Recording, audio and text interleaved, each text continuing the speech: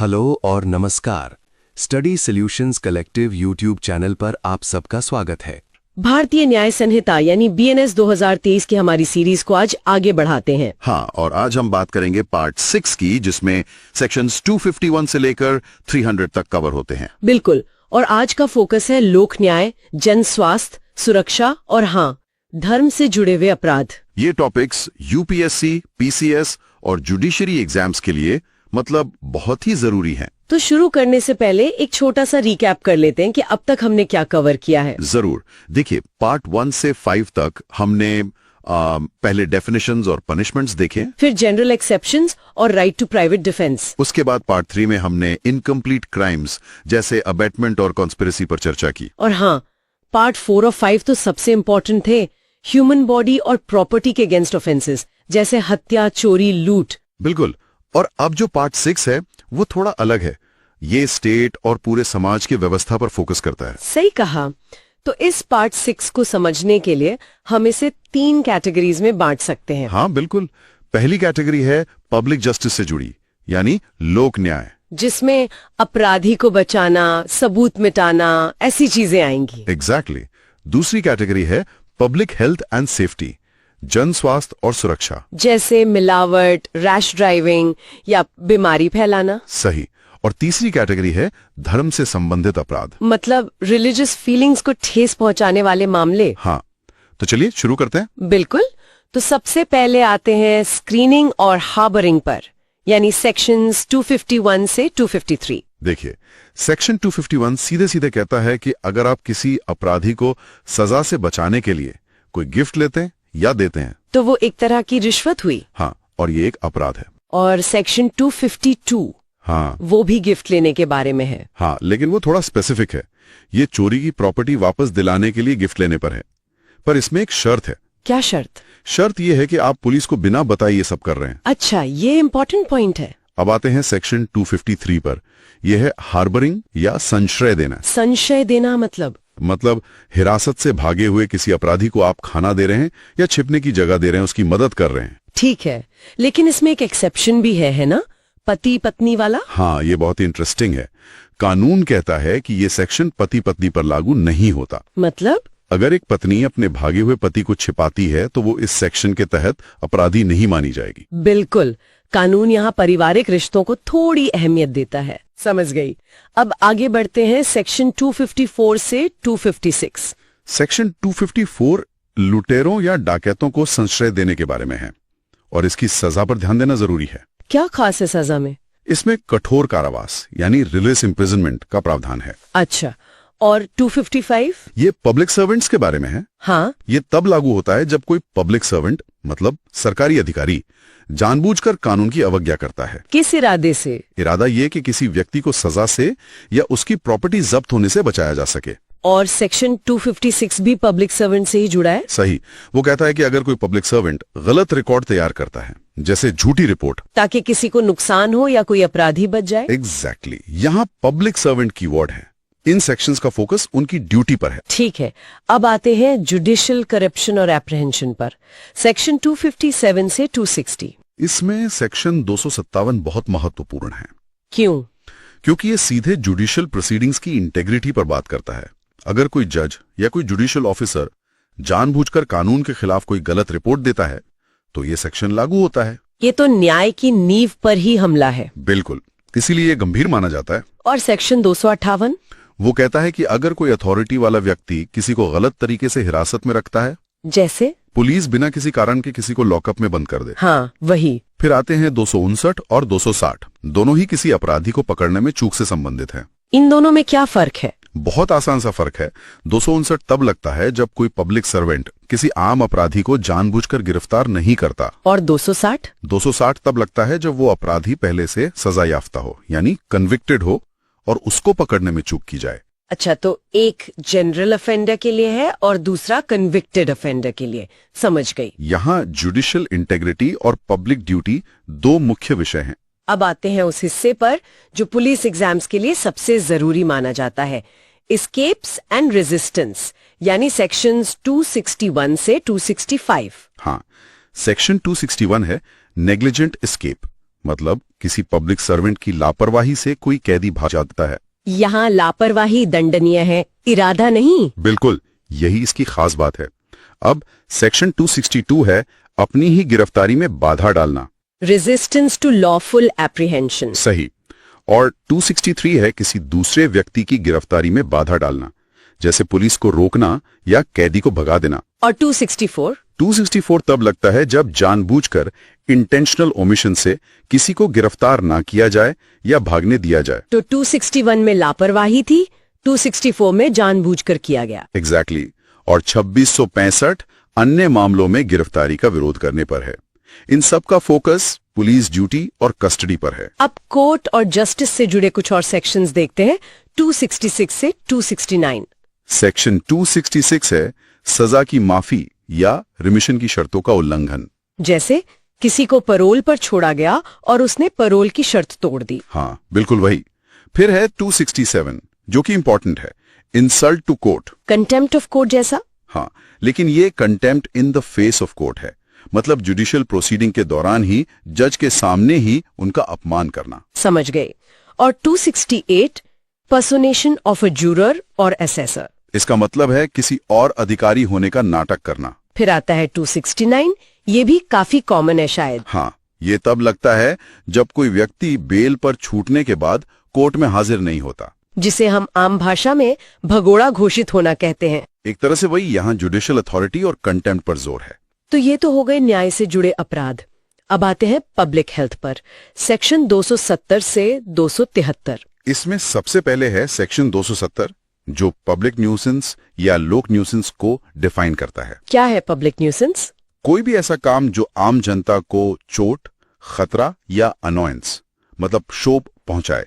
इसकी डेफिनेशन काफी व्यापक है। और कोविड के टाइम में जो सेक्शंस बहुत चर्चा में थे, 271 और 272, वो इसी से निकलते हैं। बिल्कुल। सेक्शन 271 है negligent act likely to spread infection, उपेक्षापूर्ण कार्य, जैसे बीमार होते हुए बिना मास्क के घूमना। हाँ। और 272 है मैलिग्नेंट एक्ट, विद्वेषपूर्ण कार्य। इन दोनों में क्या फर्क है? वही इरादे का। 271 में आप लापरवाह हैं, आपका इरादा बीमारी फैलाना नहीं है। 272 में आप जानबूझकर किसी को नुकसान पहुंचाने के लिए बीमारी फैलाते हैं। तो 272 की सजा ज्यादा कठोर होगी। बिल्कुल। और फिर 273 है क्वारंटीन के नियम तोड़ने पर। अच्छा, अब बात करते हैं मिलावट की।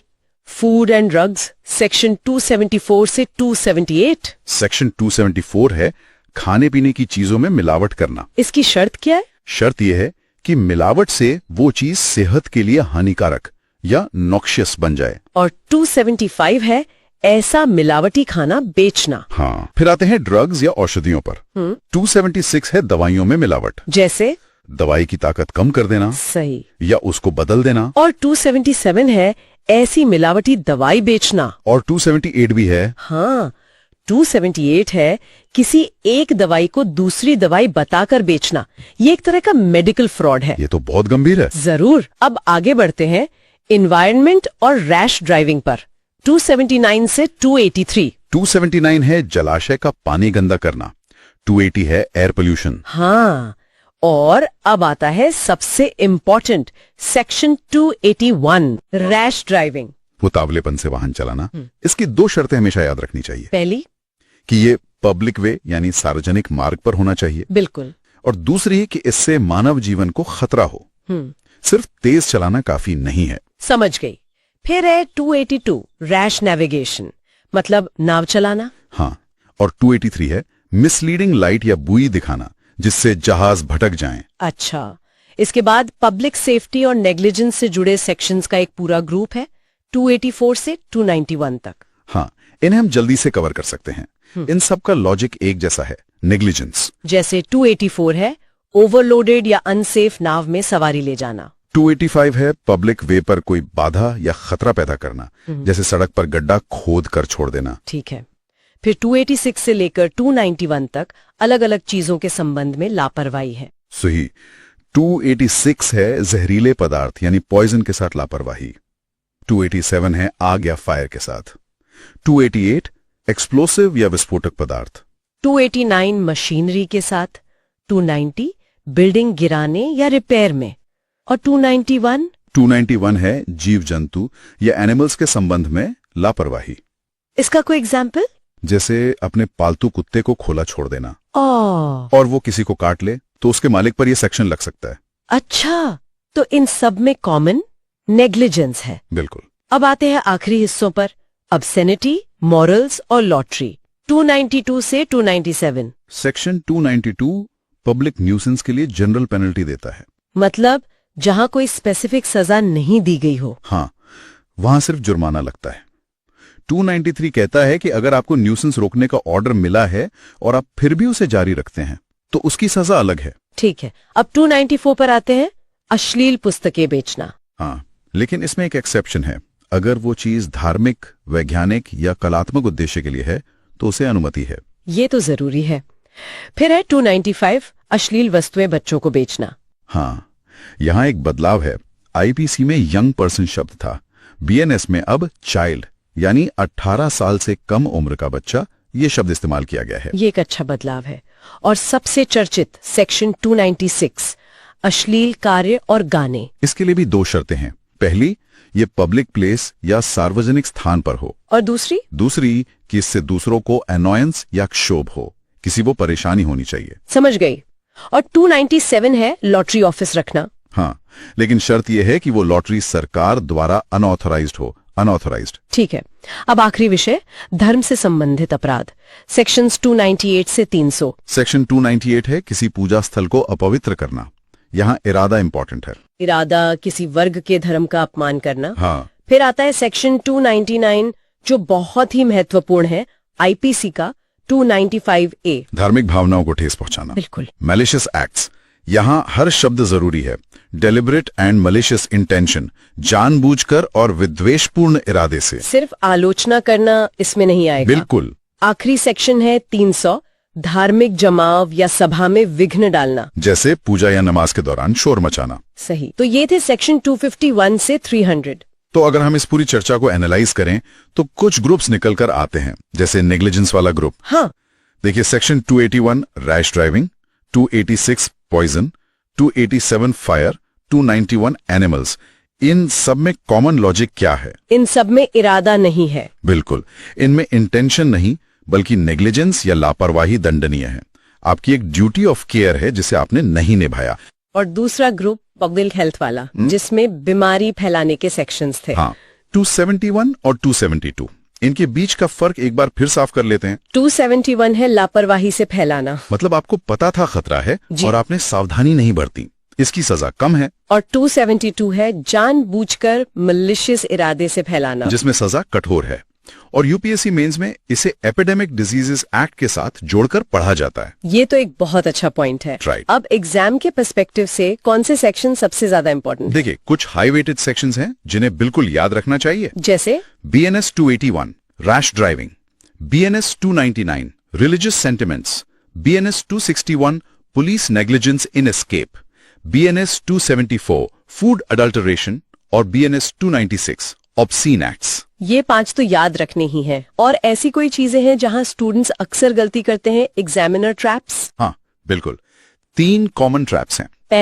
पहला है हार्बरिंग में, सेक्शन 253 में वो पति पत्नी वाला एक्सेप्शन लोग भूल जाते हैं। ठीक है। दूसरा ट्रैप है रैश ड्राइविंग में, सेक्शन 281 के लिए पब्लिक वे जरूरी है, ये भूल जाते हैं। प्राइवेट फार्म वाला एग्जाम्पल? हाँ, और तीसरा ट्रैप है ऑब्सेनिटी में, सेक्शन 296 में अनॉयंस का होना जरूरी है। सिर्फ एक्ट का ऑब्सीन होना काफी नहीं, किसी को परेशानी होनी चाहिए। ये तीनों पॉइंट्स बहुत जरूरी हैं। एक आखिरी चीज, एग्जाम में सवाल किस तरह से आ सकते हैं? मोटा मोटी 3 तरह के सवाल आते हैं। टाइप ए जो डायरेक्ट होते हैं, जैसे पब्लिक न्यूसेंस बीएनएस के किस सेक्शन में है? सही, जिसका जवाब है 270। फिर होते हैं टाइप बी सिचुएशन बेस्ड, तेज गति से गाड़ी चलाता है, कौन सी धारा लगेगी? हाँ, 281। और तीसरा टाइप है मैच द फॉलोइंग, जैसे एक तरफ अपराध दे दिए, दूसरी तरफ सेक्शंस, फूड अडल्ट्रेशन को 274 से मैच करो और ऑब्सीन सॉन्ग्स को 296 से। बिल्कुल, इसी तरह से तैयारी करनी चाहिए। तो आज हमने बीएनएस के पार्ट 6 को काफी डिटेल में समझा। हाँ, ये सेक्शंस दिखाते हैं कि कानून सिर्फ व्यक्तियों के बीच नहीं बल्कि पूरे समाज के स्ट्रक्चर को बनाए रखने के लिए काम करता है। न्याय व्यवस्था से लेकर हमारी सेहत और सड़क सुरक्षा तक। बिल्कुल। और ये हमें एक जरूरी सवाल पर छोड़ जाता है कि आधुनिक समाज में व्यक्तिगत स्वतंत्रता और सार्वजनिक व्यवस्था के बीच का संतुलन कैसे बनाया जाए। ये चर्चा तो हमेशा चलती रहेगी। हाँ, तो आज की चर्चा को यहीं समाप्त करते हैं। आप सब इन सेक्शंस को जरूर रिवाइज करें। अगली क्लास में हम बीएनएस सीरीज के अगले भाग पर चर्चा करेंगे। अगर आपके कोई सवाल है तो कमेंट सेक्शन में जरूर पूछें और चैनल को सब्सक्राइब करना ना भूलें। धन्यवाद। धन्यवाद।